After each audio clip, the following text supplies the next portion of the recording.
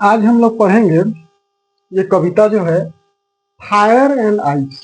Fire and ice कविता क्या है?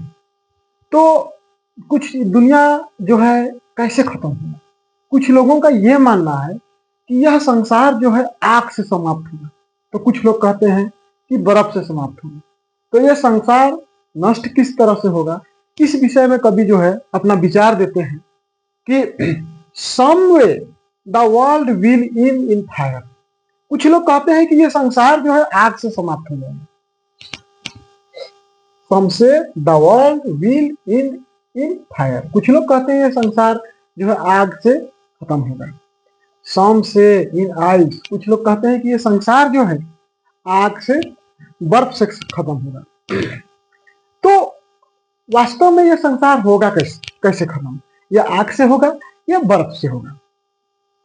For what I have tested of design I hold with those who favor fire।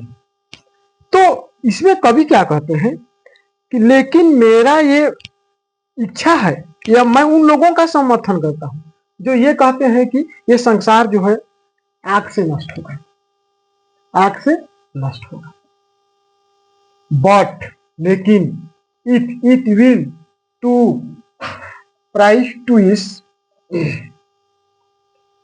I think I will now enough of heart to say that for distractions ice is also great and would suffice। तो कवि इसमें क्या कहते हैं कि यदि मुझे क्या होगा, यदि मुझे दोबारा मरने का अवसर मिला तो मैं जानना चाहूंगा, या मैं चाहूंगा कि ये संसार जो है बर्फ से समाप्त हो। क्यों? क्योंकि इस संसार में हेट है, नफरत है। तो बर्फ जो है अपना ठंडक से इस संसार के नफरत को समाप्त करे, यानी ये संसार में जो नफरत फैला हुआ है वह समाप्त हो। यह बहुत काफी रहेगा। तो फिर से एक बार हम लोग समझ लेते हैं कि कवि इसमें क्या कहते हैं। ये संसार जो है, कुछ लोगों का कहना है कि ये संसार आग से खत्म होगा, कुछ लोगों का कहना है कि नहीं, ये संसार जो है बर्फ से खत्म होगा। लेकिन कवि उन लोगों का समर्थन कर रहे हैं, किनका? जो कहते हैं कि ये संसार जो है आग से खत्म होगा।